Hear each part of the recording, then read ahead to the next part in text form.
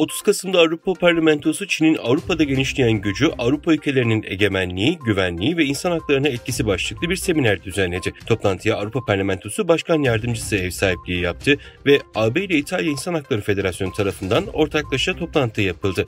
Toplantıda Uygurlar, Tibetliler ve Hong Konglular Çin'in sınır ötesi şiddeti ve Çin'in bu tehdidi Avrupa'da nasıl genişlettiği hakkında bilgi verdi. Toplantıya katılan Dünya Uygur Kongresi Başkanı Dolkun İsa bir konuşma yaparak Çin'in batıya uzattığı Kareli hakkında tecrübeleriyle katılımcılara gerçekçi bilgiler verdi.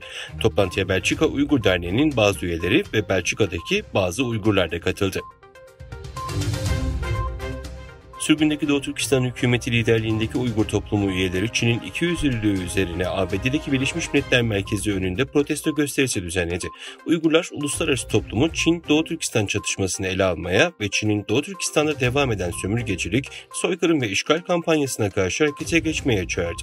Protesto Çin Dışişleri Bakanı Wang Yi'nin İsrail-Filistin çatışması ile ilgili bir BMGK toplantısına başkanlık ettiği ve Çin'in 200'lülüğünü ortaya çıkarmaya ve işgal altındaki Doğu Türkistan'daki sömürgeci ve soykırım politikalarını kınamaya hizmet ettiği sırada düzenlendi. Çin'de imalat sektöründeki önce ekonomik aktivite verileri geçen ayki daralma seyrinin devam ettiğini gösterdi.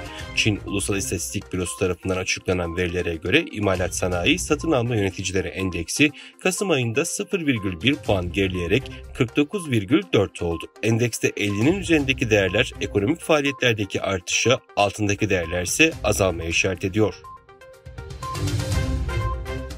30 Kasım gecesi Almatı'nın merkezindeki bir pansiyonda büyük bir yangın çıktı. Karbon monoksit 13 kişiyi öldürdü. Belediye acil servisine göre 3 katlı bir binanın bodrum katında yaşayan insanlar yanarak öldü.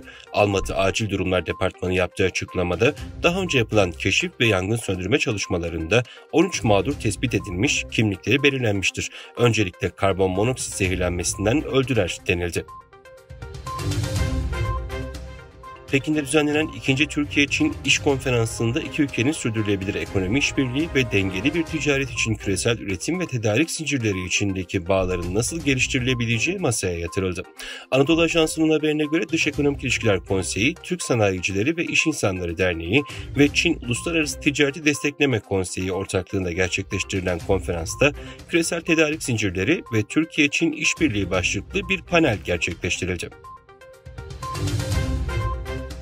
ABD Dışişleri Bakanı Antony Blinken, Kudüs'te İsrail Başbakanı Benjamin Netanyahu ve İsrail'in savaş kabinesiyle bir araya geldi. Blinken daha önce Filistin Devlet Başkanı Mahmut Abbas'la görüşmüştü. ABD Dışişleri Bakanlığı'ndan yapılan açıklamaya göre Blinken, ABD'nin İsrail'in uluslararası hukuka uygun olarak kendisini savunma hakkına sahip olmasını desteklediğini ifade etti. Bakan Blinken, İsrail'i sivillerin zarar görmesini önlemek için her türlü tedbiri almaya çağırdı.